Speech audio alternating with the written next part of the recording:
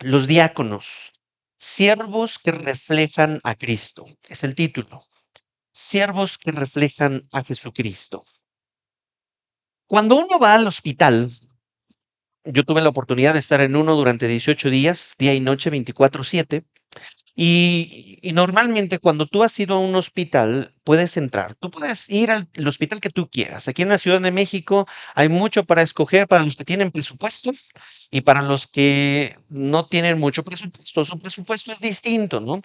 No estoy hablando de si eres rico o eres pobre, no. Su presupuesto en salud está puesto en otros, o mejor dicho, su presupuesto de salud lo absorben otros rubros. A donde yo voy es de que lo que tú esperas y lo que yo espero que todos esperamos al ir a un hospital es encontrar a doctores, médicos, enfermeros, camilleros, pediatras, todo el personal altamente capacitado.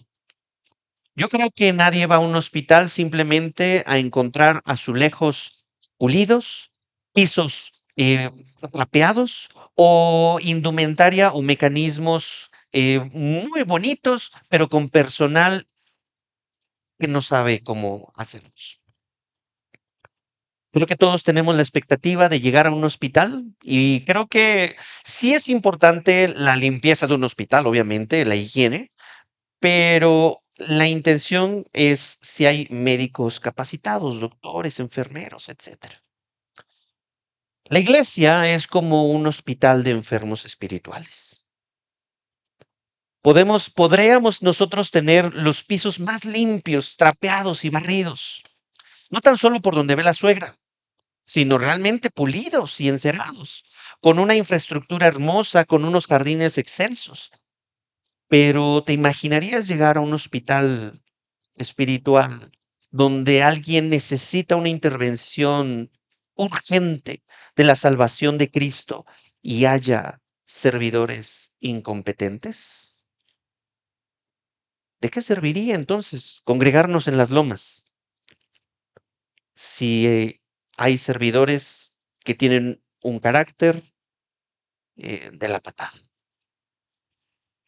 La semana pasada nosotros estuvimos desplegando el origen de la palabra diácono y poder redimirlo en medio de un mundo contemporáneo que algunos han rebasado el término del diaconado y otros lo han puesto en un lugar que está fuera de lugar. Jesucristo en Marco, en los Evangelios, en Mateo, nos habla acerca del origen del diaconado. Cuando Jesucristo en Mateo capítulo 20, versículo 26, dijo, no ha de ser así entre ustedes, cuando estaba hablando acerca de sus discípulos que estaban buscando hueso celestial. No ha de ser así entre ustedes, sino que el que entre ustedes quiera llegar a ser grande, será su servidor. La palabra servidor se traduce como diácono. Ahí Jesucristo está tomando este concepto para que más adelante, después de su resurrección, en la iglesia primitiva, en el primer siglo, pudieran inaugurarse o aperturarse el ministerio diaconal en Hechos capítulo 6. Sí, voy a leer para allá o acompáñame por favor para que tú lo puedas tener. No voy a repetir exactamente todo lo que ya dije la semana pasada, pero sí quiero leer el texto tal cual en Mateo capítulo 6 versículo del 1 al 7. Ya vimos cómo Jesucristo vino a insertar este concepto en la iglesia o para con su pueblo y cómo la iglesia primitiva fue originado. Hechos capítulo 6, versículo 1 en la Nueva Biblia de las Américas dice, por aquellos días, al multiplicarse el número de los discípulos, surgió una queja de parte de los judíos helenistas en contra de los judíos nativos porque sus viudas eran desatendidas en la distribución diaria de los alimentos. Hago un paréntesis, los judíos helenistas eran aquellos que pues no necesariamente eran de pura sangre, sino que habían adoptado, ¿no?, toda esta cultura, y los judíos nativos pues eran los que sí venían desde una generación previa. Entonces es como cuando llegas a la Ciudad de México y dices, tú no eres, tú no eres citadino, tú eres de fuera, ¿no? Luego, luego se siente. Y a veces puede generar en algunos círculos como, no, tú no eres capitalino, capitalino, capitalino. O tal vez eso no se sienta tanto como en Querétaro, en donde uno, si es de Querétaro, hasta presume, soy de Querétaro, Querétaro, Querétaro, descendiente del Conín, casi. Y le hacen fuchi a los chilangos o a los capitalinos. El punto era de que habían estos dos puntos de vista que se encuentran y los que no eran nativos estaban diciendo, oye, en la distribución o en el servicio a nuestras viudas, a las judías helenistas, las están olvidando, las están pasando de largo. Versículo 2 de Hechos 6.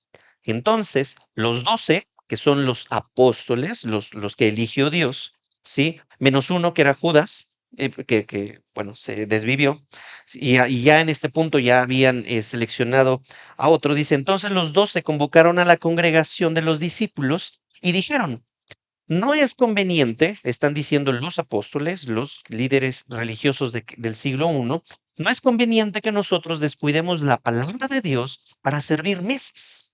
Leamos esto con atención porque se están deslindando de las responsabilidades del servicio, sino le están otorgando una prioridad por encima de la actividad física a la administración o a la administración de la palabra de Dios. En términos absolutos es más importante la palabra de Dios que una administración física. No es conveniente, no nos conviene que nosotros descuidemos la palabra de Dios para servir a las mesas. Entonces, no se están lavando las manos, porque en el versículo 3 dice, por tanto, hermanos, escojan de entre ustedes 7 hombres. 7 hombres. Ah, miren, aquí lo tenemos en pantalla. Escojan entre ustedes. Aquí vamos a entrar a un versículo clave, el versículo 3, o mejor dicho, ya estamos ahí, en donde nos anticipa 3 cualidades de un diácono en la iglesia o de un servidor en la iglesia. Dice, escojan entre ustedes, no fue una imposición, y quiero aclarar esto nada más, yo me he equivocado en esto como pastor, en donde he impuesto manos con ligereza, no lo digo a la ligera, o sea, ya me dolió, ya lo lloré, ya lo oré, ya me arrepentí. Entonces la Biblia claramente nos dice que la congregación debe de proponer a estos diáconos, ¿sí? Entonces, pues la Biblia es muy clara. La Biblia propone a estos 7 hombres. Escojan de entre ustedes 7 hombres con 3 características. Buena reputación, llenos del Espíritu Santo y sabiduría. Insistimos la semana pasada en la importancia para darnos cuenta de si un hombre tiene esas características, es tu tiempo de convivencia con esa persona. Si no convives con él, si no haces vida de iglesia, obviamente no vas a saber si es sabio en su toma de decisiones. Nunca te vas a enterar cómo el poder del Espíritu Santo obra a través de él y si está lleno del Espíritu Santo o está lleno de sabiduría mundana o de poder humano nada más. Y de buena reputación, no tan solo con los de adentro, sino con los de afuera. Entonces, les están diciendo, fíjense, chequen en estos hombres, 7 hombres, esas 3 cualidades. Continúa el versículo, a quienes podamos encargar esa tarea. Insisto, no se están deslindando de la responsabilidad, sino que están delegando esa responsabilidad a otros 7 hombres líderes que van a tener cualidades. Versículo 4. Y nosotros, y ahora sí, ¿qué van a hacer ustedes si no van a estar sirviendo en mesas? Nosotros nos entregaremos a la oración y al ministerio de la palabra. Punto. Una cosa no es más importante o más valioso que la otra. Cada uno tienen se complementan. Versículo 5. Lo propuesto tuvo la aprobación de toda la congregación y escogieron a Esteban, un hombre lleno de fe y del Espíritu Santo, y a Felipe, a Prócoro, a Nicanor, a Timón, a Pármenas y a Nicolás, un prosélito de Antioquía. Y a estos los presentaron ante los apóstoles, sí, y después de orar, pusieron sus manos sobre ellos. Por lo tanto, versículo 7, hubo un resultado y la palabra de Dios crecía.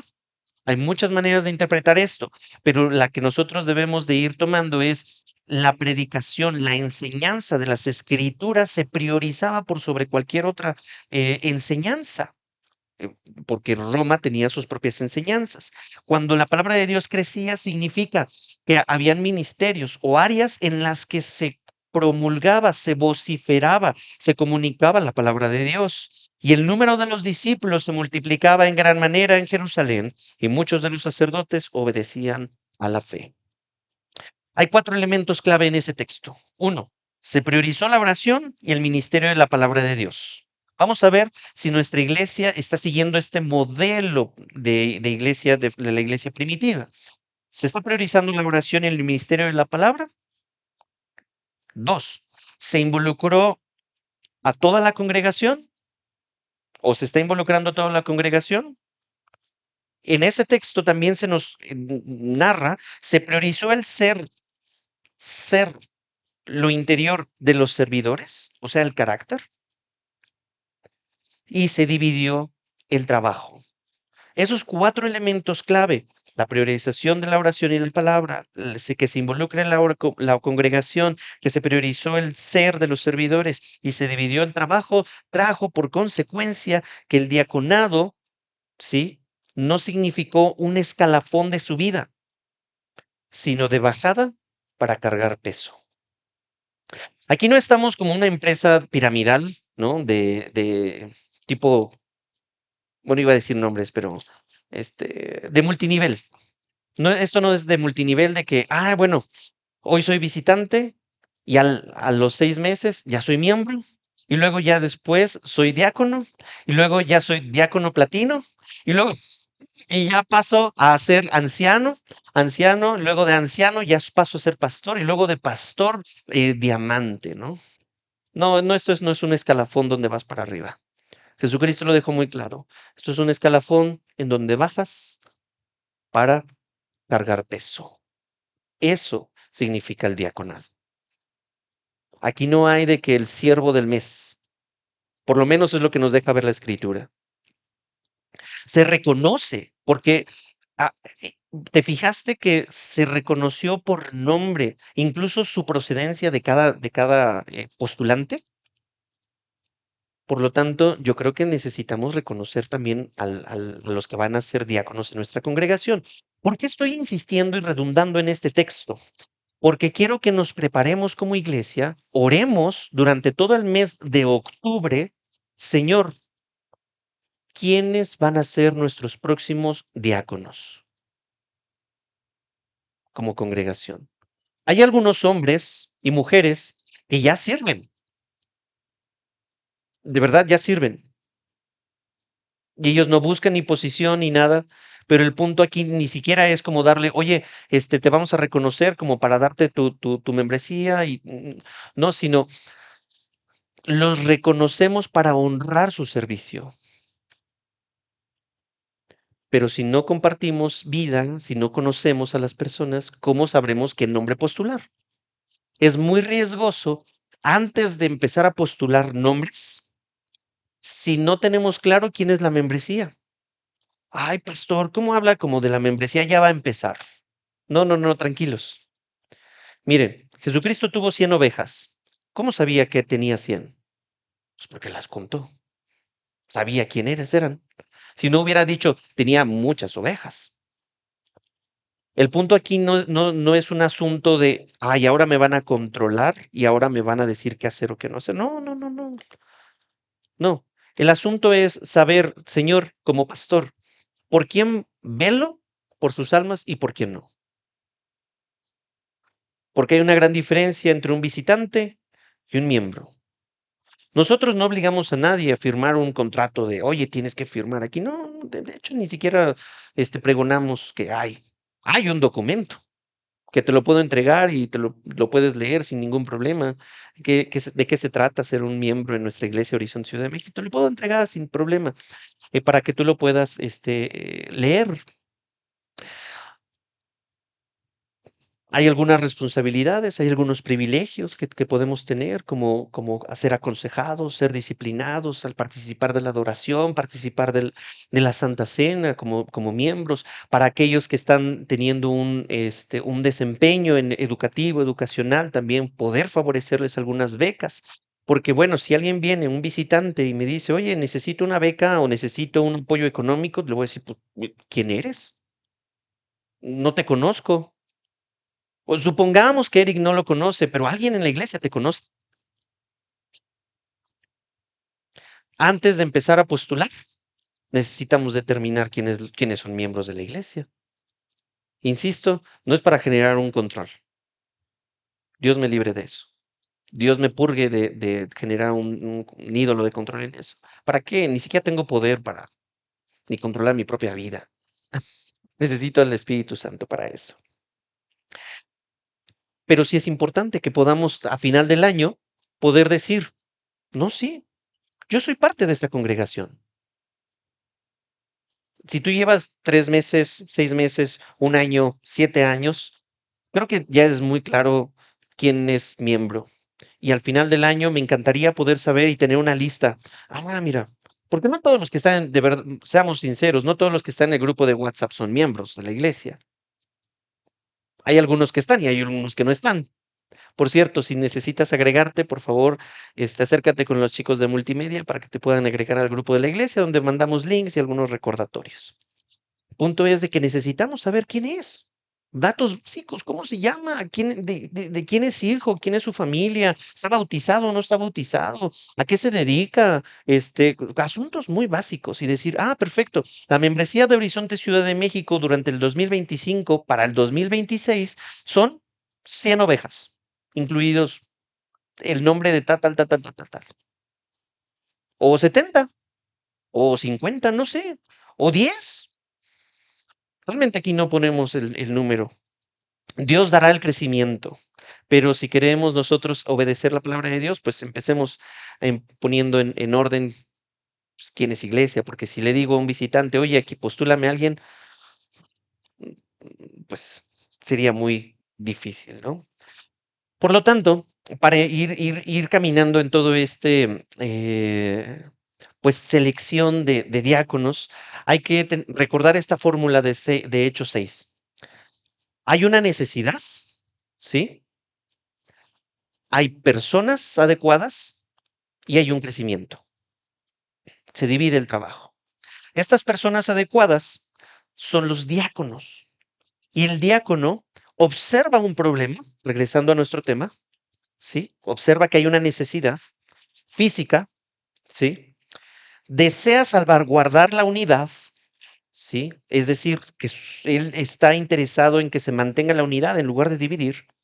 Piensa de manera creativa para solucionar o resolver ese problema que observó. Físico. El diácono resuelve cuestiones físicas, ¿sí? El asunto es, no les vaya a pasar.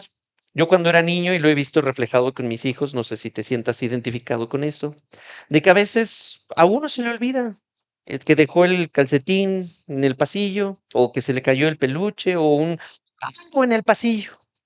No sé, a lo mejor, mujeres, perdónenme, a lo mejor a ti no te pasa, pero a mis hijos y a mí a veces pasamos por encima y hacemos nuestras actividades y volvemos a pasar por encima del objeto y hasta que nuestro recoge eso.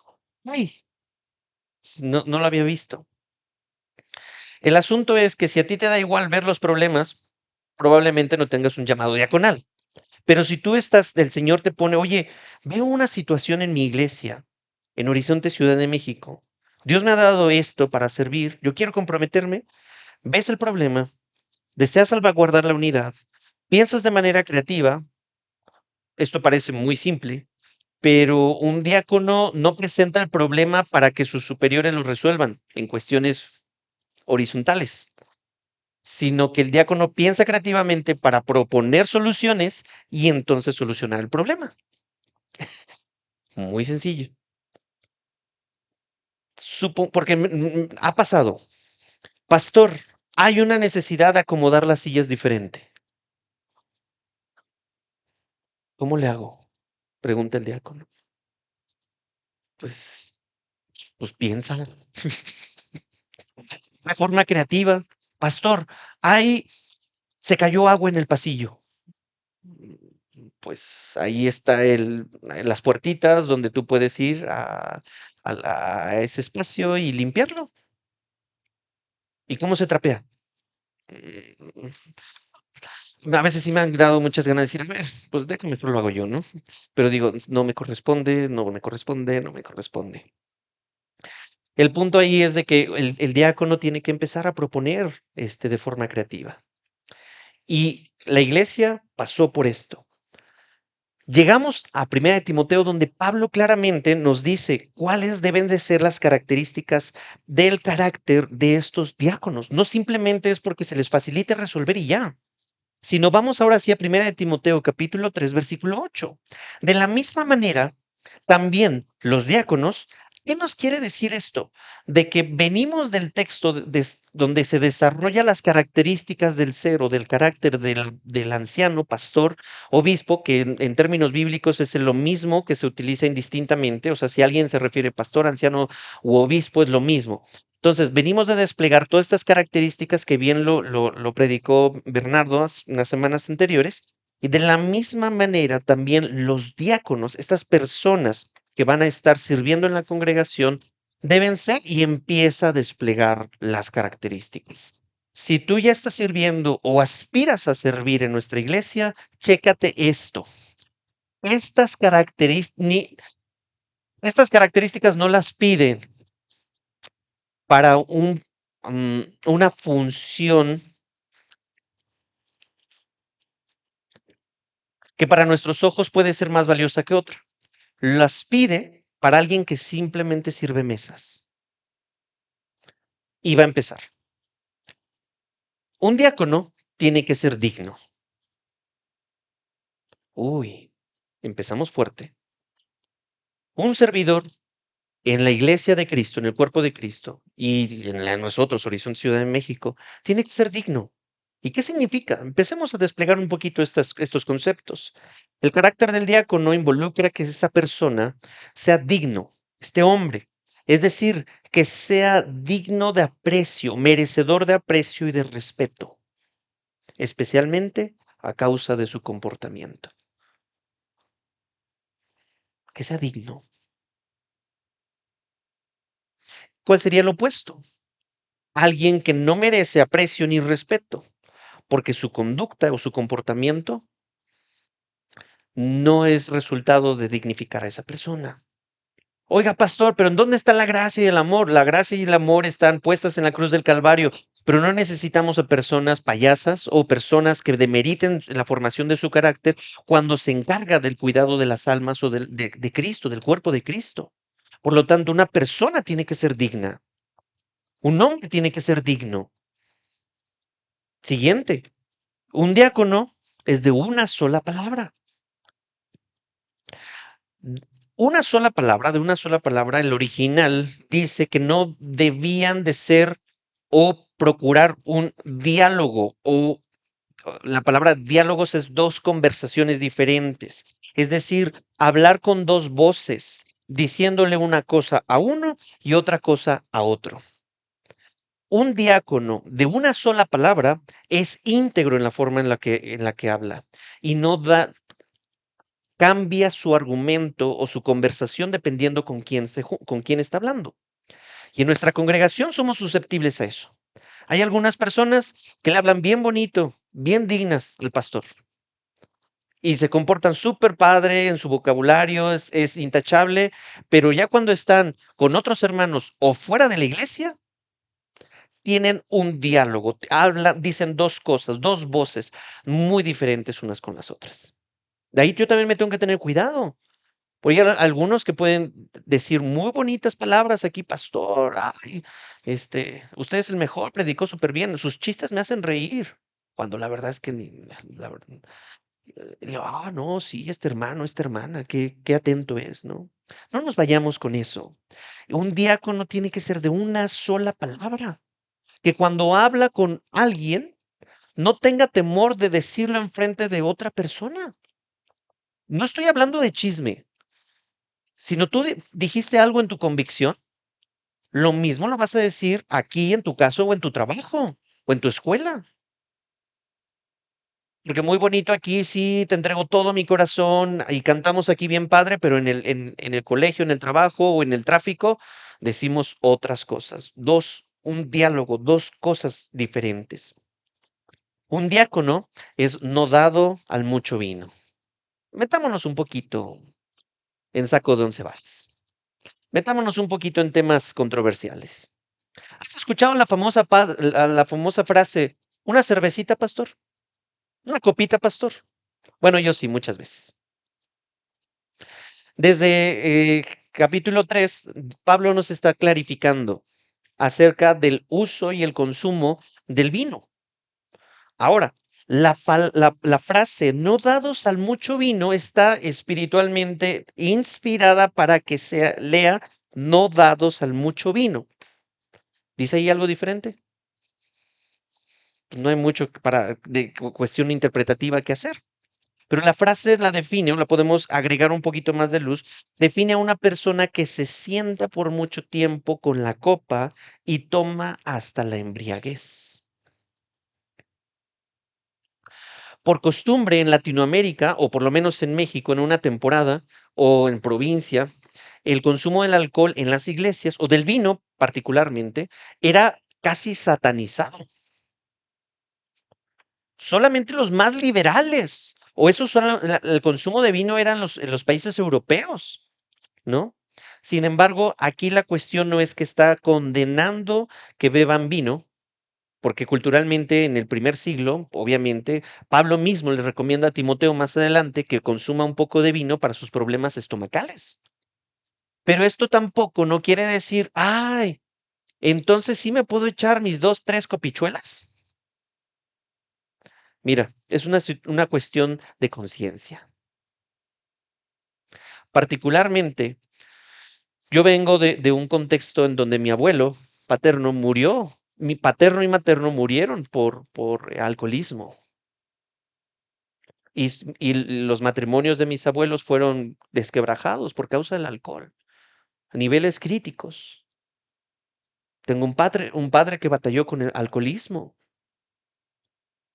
Ahora, si yo soy susceptible a ese tipo de contexto, ¿se imaginan si yo me permito también? No pasa nada, hombre. Vamos y consumamos. La escritura no condena que bebas un poco de vino.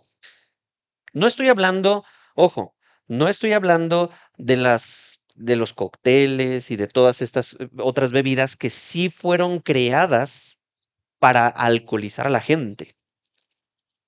Eso tiene un fin para embriagar al consumidor. El vino aquí puede ser degustado incluso para algunos los más conocedores. Yo soy muy chafa en eso y unos taninos. Mira, el color rojo, ¿no? Y empiezan a describir la copa con vino. A mí me sabe y digo, pues, pudiera combinar muy bien con un corte de carne. Los argentinos, por ejemplo, tienen alto consumo de esto, incluidas algunas congregaciones. Pero el punto aquí, yo no estoy diciendo, el pastor me dio permiso para tomar vino, ¿eh? Ni tampoco el pastor está diciendo que te abstengas totalmente del vino. Pero por cuestiones de conciencia, un líder en la iglesia, un diácono, tiene que ser muy precavido. Proverbios 23, del 29 al 35, habla acerca de estos factores que caracterizan a un borracho, en donde luce con los ojos rojos, está mareado, está tirado, dice deseando el burbujeo del vino y después todo golpeado y al final en el versículo 35 de Proverbios 23, dice, y me levanto para nuevamente volver a consumir alcohol. Léalo, Proverbios 23 del 29 al 35, que habla sobre la tragedia de volver a la embriaguez. Romanos 14:21 textualmente dice, es mejor no comer carne ni beber vino.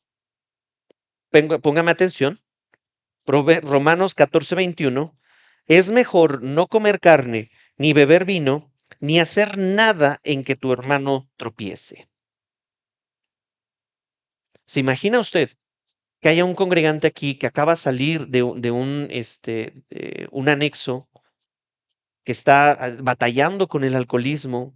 Y yo digo, vengan hermanos, una copita de vino y empieza a ver al pastor tomando, a un líder tomando. ¿Eso qué le va a generar en la conciencia de mi otro hermano que está batallando con eso? ¿Acaso dirá, gloria a Dios por mi hermano pastor, por mi hermano diácono? ¿Cuánto dominio propio tiene?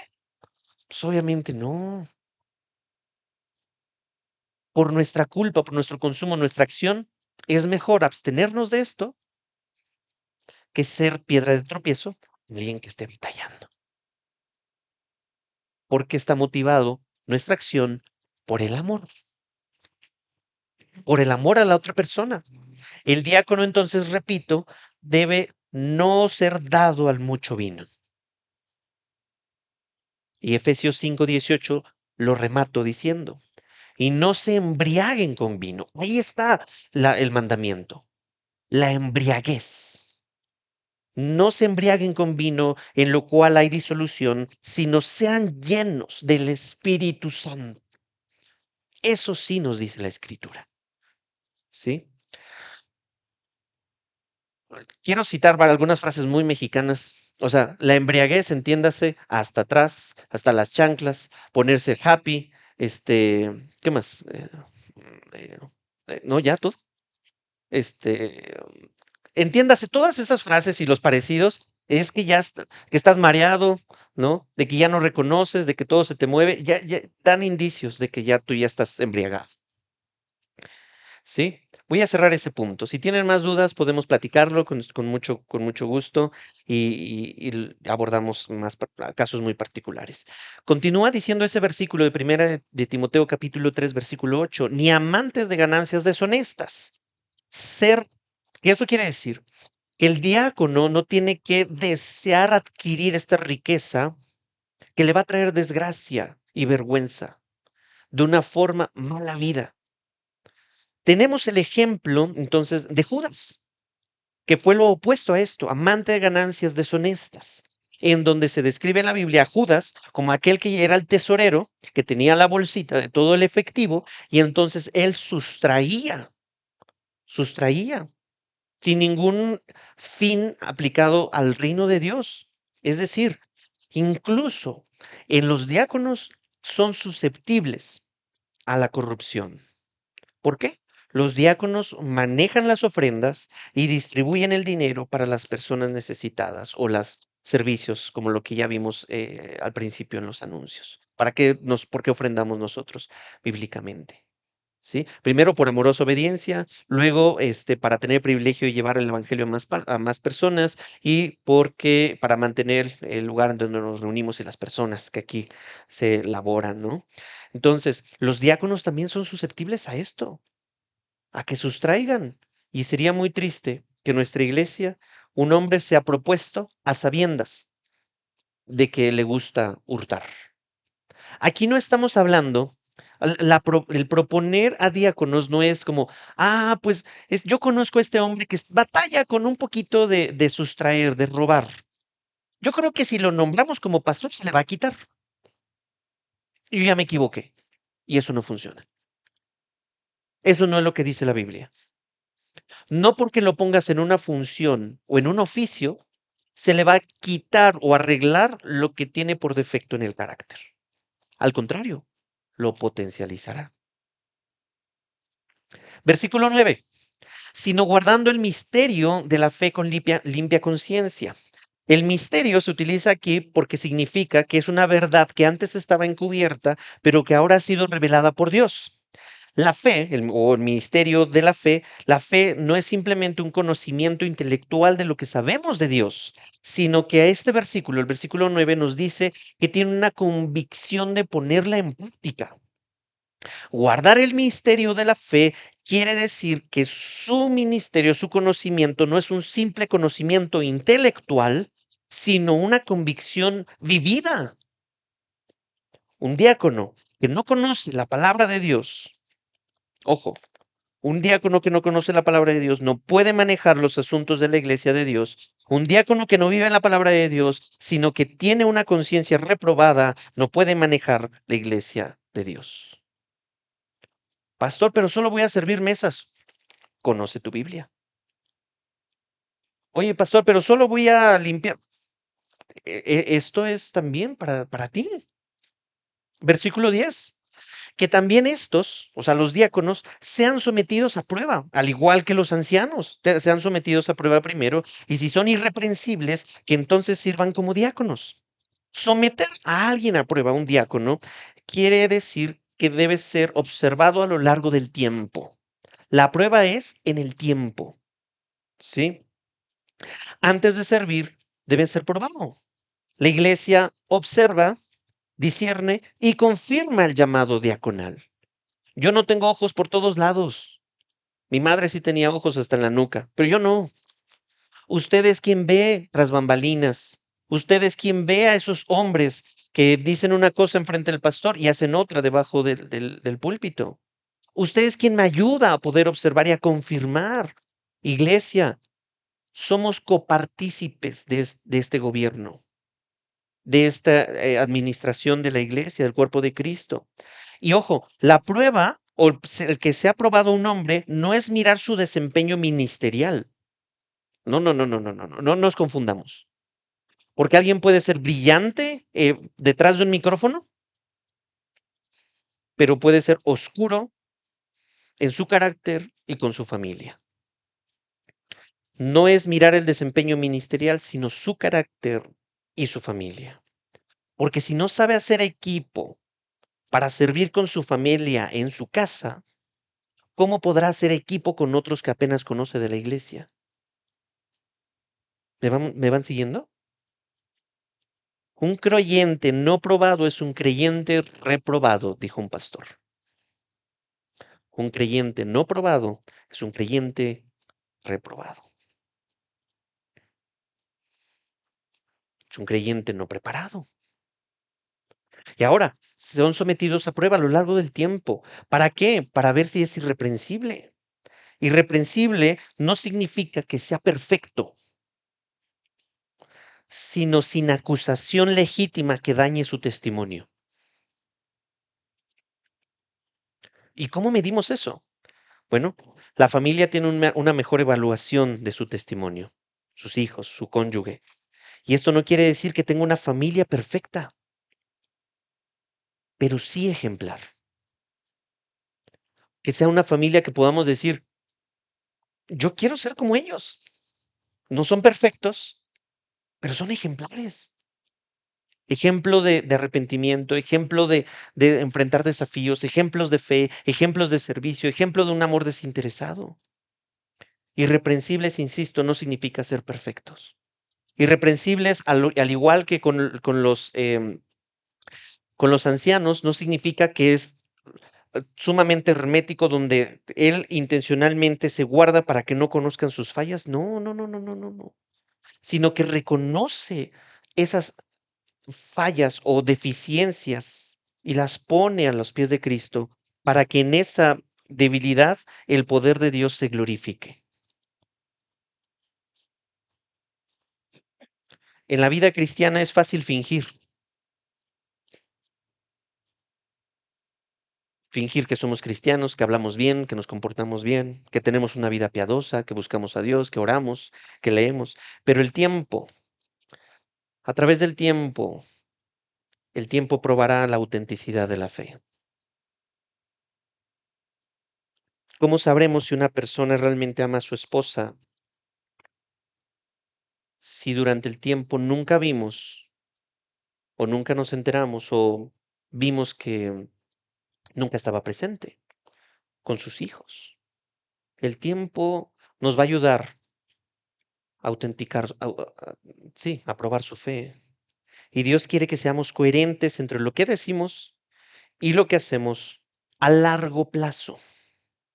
Y entonces sí, que sirvan.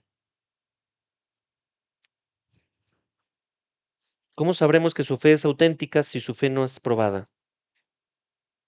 A través de crisis de salud, relacionales, laborales, financieros.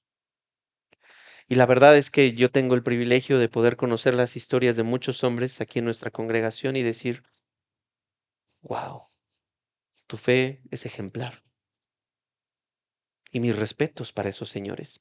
Ahora, no quiero lanzar nombres porque no quiero ser como algunos candidatos que dieron un acordeón de los nombres de quien tenías que poner en tu plantilla, en la plantilla de votación. Simplemente quiero decirte que en nuestra iglesia sí hay hombres que son irreprensibles, y que han sido sometidos a prueba y después de esa prueba han salido aprobados por gracia de Dios. Versículo 11. De igual manera, las mujeres deben ser dignas, no calumniadoras, sino sobrias, fieles en todo. Acuérdense que estamos hablando, Pablo le está hablando a Éfeso, que tiene una cultura griega. En la cultura griega, la mujer tenía cierta actitud, o debía tener cierta actitud dentro de todos pues la cultura de su época. Tenían que evitar un comportamiento excesivo, no tenían que ser notadas ni para bien ni para mal. Las mujeres griegas de la época necesitan pasar desapercibidas casi casi.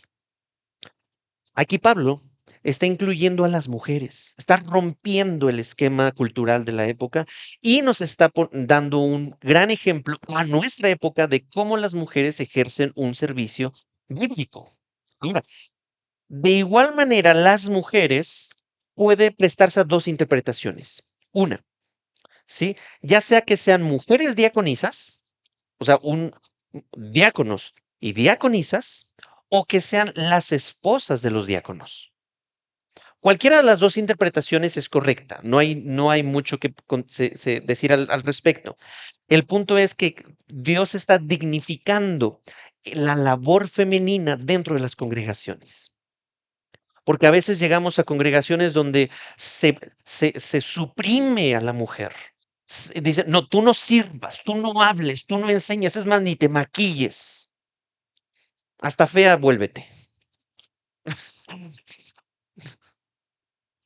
El punto aquí es que estas mujeres tienen un papel muy importante en la congregación.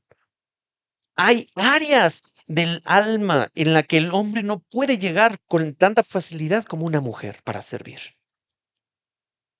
El hombre es muy práctico. Ya vine, ya traje una despensa, Dios te bendiga, vámonos. Siguiente. La mujer puede tener una sensibilidad diferente. Llega con un necesitado, te traemos despensa, ¿cómo estás? ¿Te alcanza para con lo que te trajimos? Pero el punto aquí que estas mujeres también tienen que prestar atención al carácter. De igual manera, las mujeres deben ser dignas.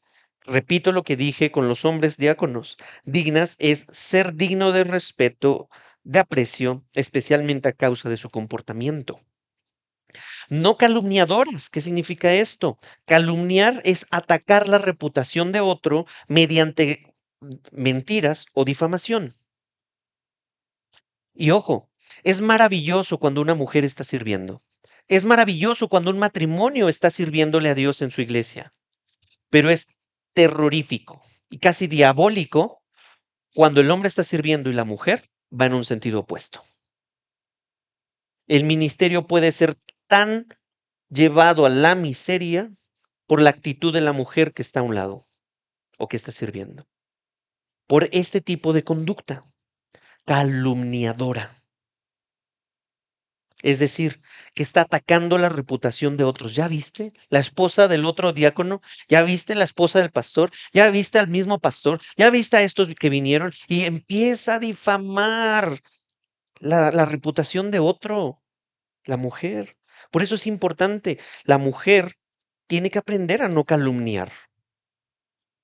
Y literalmente, la palabra calumnia es no diabolos, no diablas en nuestra congregación, puesta de la palabra diablo, que significa calumniador o acusador falso. Aquellas mujeres que se caracterizan más por empezar a calumniar a otros son unas diabólicas. Se parecen más al diablo, calumniador, mentiroso, desacreditando a los demás. Sin embargo, opuestamente, una mujer que está brindando aliento con sus palabras, ánimo, oración, bendición con sus palabras, gracia, misericordia, justicia, wow, esos ministerios, esas parejas, esos matrimonios son llevadas de gloria en gloria y de verdad hay matrimonios hermosos en nuestra congregación que yo digo, wow, cómo su mujer honra y respeta a su marido, como el marido también se somete a su esposa, como en Efesios capítulo 5, entre ellos hay un sometimiento mutuo y a su vez un sometimiento a Cristo. Continúa diciendo, sino sobrias. Esto no quiere decir sobriedad un igual a seriedad, porque he conocido muchos oficiales o muchos diáconos que son serios hasta la médula. Nomás no visten más de gris porque pues, ya no inventan más que ponerse de gris. Y tú le haces una broma y, ay, ¿pequé? No significa seriedad, sino cuando dice sobrias, es no dado a algún extremo en el comportamiento. Un extremo en el comportamiento, en especial en el contexto en términos de alcohol. Ujú.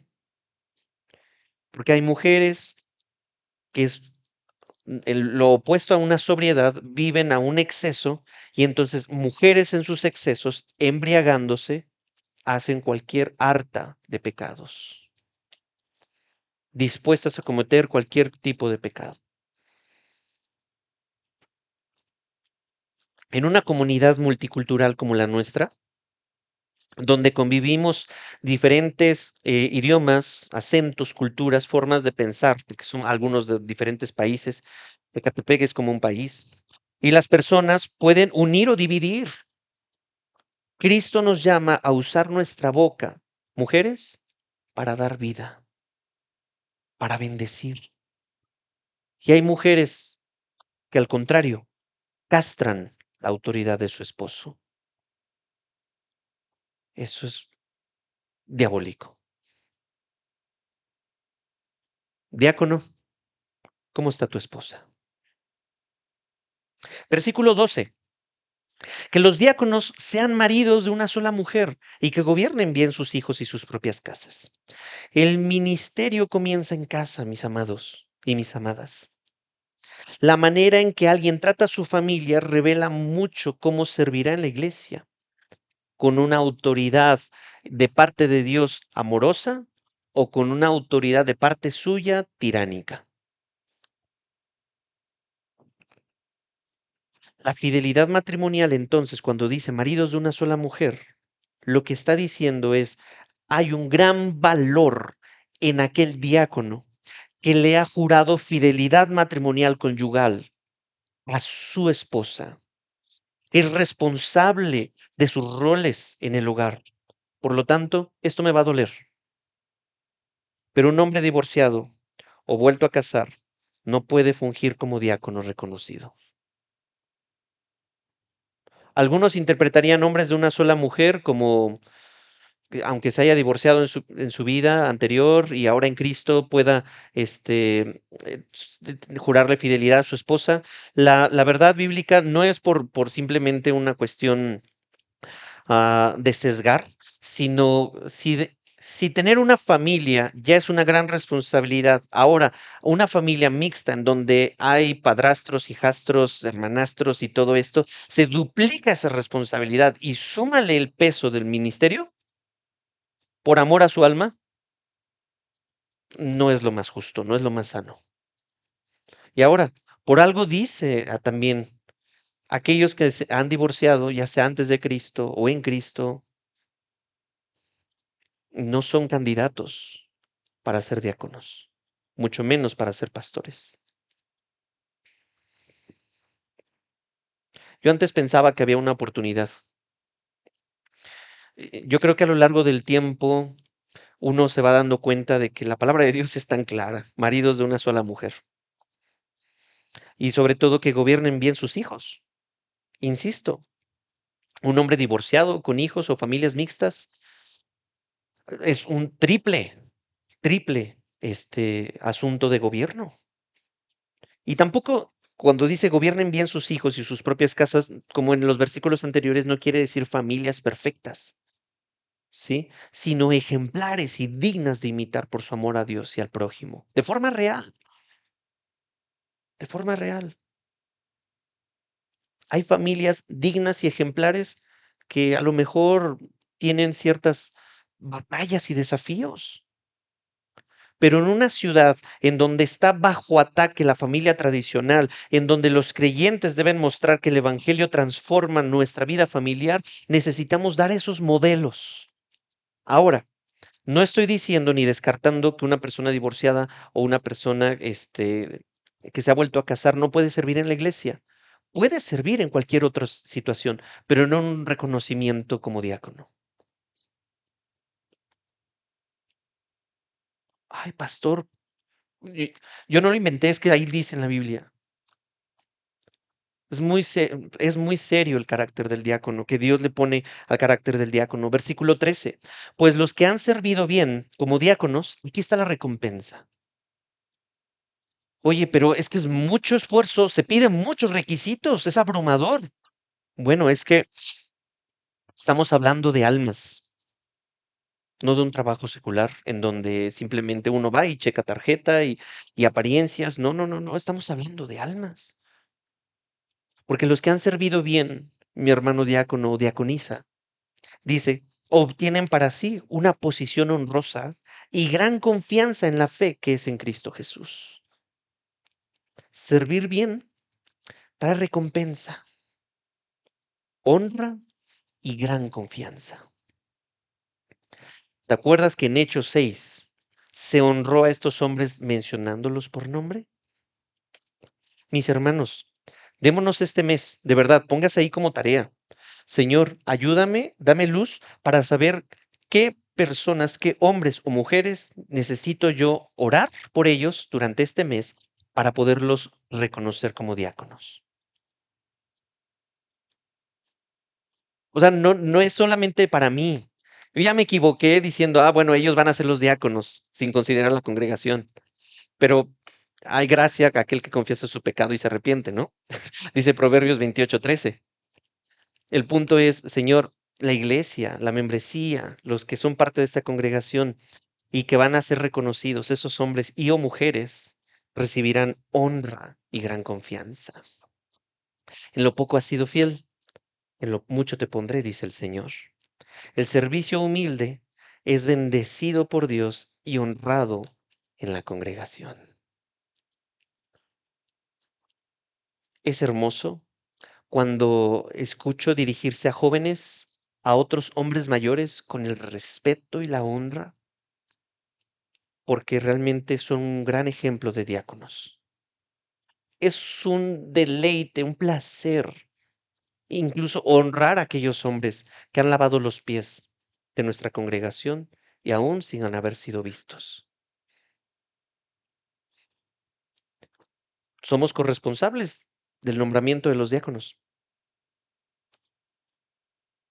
Oremos durante todo este mes, porque a mí me encantaría reconocerlos pronto. Bueno, no en la próxima semana, pero sí pronto. Y decir, familia, aquí están estos 7 hombres, mujeres que ustedes propusieron.